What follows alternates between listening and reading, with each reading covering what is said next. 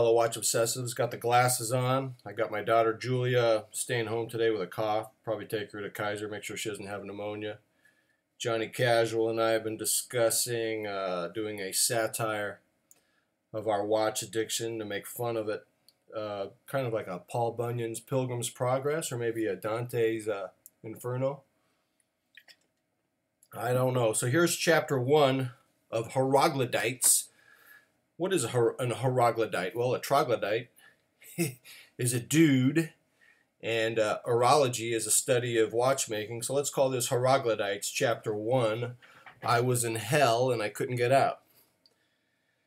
I had made a brief video for the YouTube generation in which I told my thousands of subscribers, fellow watch idiot savants, that it may be time to quit my watch collecting, that my timepiece obsession was a form of madness and a disease that was eviscerating my time and energy, not to mention my finances. The watch hobby, which was supposed to be a fun diversion, had become a form of insanity that consumed all my waking thoughts. Every morning I looked at my collection, about 24 timepieces ranging in price from $300 to $1,000, and I'd despair over which watch to wear. No decision was ever the right one. I always regretted not wearing some other watch from my 2 red velveteen watch boxes, and I always felt anxiety for not giving particular watches enough wrist time, and this anxiety would plague me throughout the day. To get an idea of how crazy I was, the decision over which watch to wear was more important to me than what school my daughters attended, what economic woes might result from the great California drought, and what my overeating was probably going to do to my cholesterol and triglyceride levels. All these concerns were secondary to what watch I would be wearing for the day, which seemed to be of the utmost importance to my soul.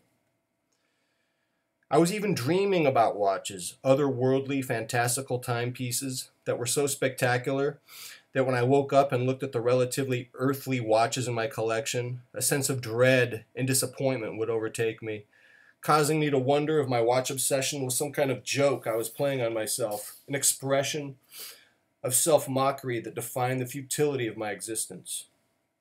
All the while, my higher self told me that it was time to stop. I would sell everything from my collection, about $10,000 worth of watches, except my 2 Seiko Black Monsters, the 2nd and 3rd generation, rotate those 2 watches for the rest of my life, and put an end to my watch madness forever. And what would I do in the aftermath of my watch hobby? I'd write an autobiographical novel, of course. It would be titled Horoglodytes, a watch obsessive's journey into madness and his return to planet Earth. A tidy narrative with a crisp resolution would certainly put closure on my watch disease and give me freedom to pursue other interests, writing and piano specifically, allow me to devote more time to my twin daughters, and give me better focus to be an improved husband for my wife. But no sooner had I posted the video announcing my resignation from the watch idiot savant community had I received a comment from fellow watch obsessive Johnny Casual, who wrote, "Nice try. Even if you try to get out, we won't let you." A flood of comments soon followed, all of them written in the same tone of derision and discouragement. One fellow watch obsessive wrote, for example, "Just try to leave the community, pal. You won't make it. Thousands of us have tried to leave this hell, and we've all failed. What makes you think you're any different?" Another watch obsessive chimed in, "Think you're special, huh? You're a moron, just like the rest of us, so quit the crap and keep on making us your videos. You know you need us just as much as we need you." I was pissed at these haters who were so certain about my helplessness to do anything about saving myself from the sick, symbiotic, enabling relationship between my fellow watch addicts and me. I wanted to prove them wrong, just to spite them, so I got off my butt and decided to get off the internet, the source of all my pumped-up consumer desires. The internet, after all, was the devil's playpen that stirred my arousal for more and more expensive timepieces, the place where all my fellow watch addicts enabled each other, because surely no one wanted to languish in watch addiction hell alone. To stay off the internet, I jogged. I intensified my kettlebell workouts. I walked my neighbor's blonde lab Simba, and I started hanging out more with my wife and daughters.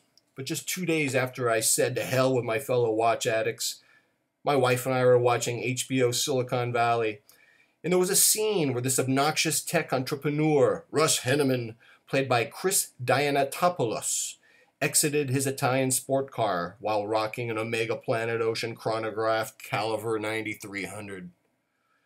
It was the most spectacular watch I've ever seen in my life.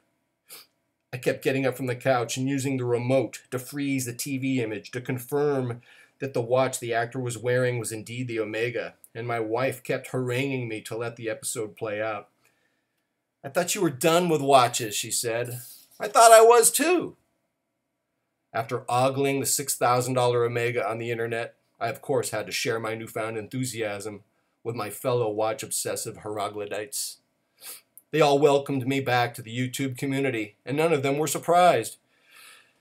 "We've all tried to leave," they said, "and we've all come back. We always do."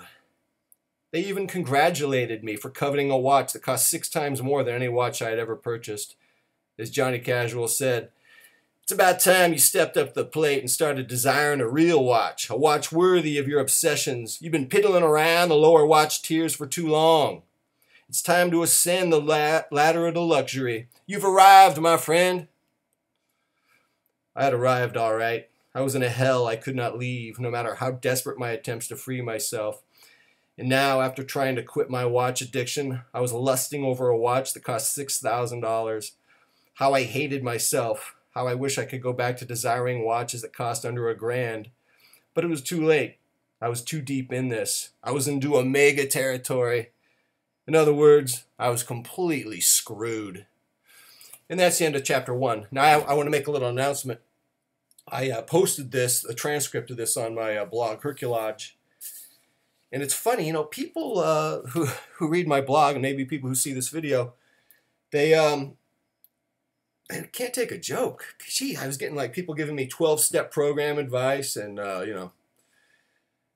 don't know, man. But we'll see what the response to this is. I'd like to have more chapters of this narrative, but if people start sending me prayer books and 12-step programs, maybe it's not being taken the right way. We'll have to see how this plays out. So anyways, I will talk to you guys later.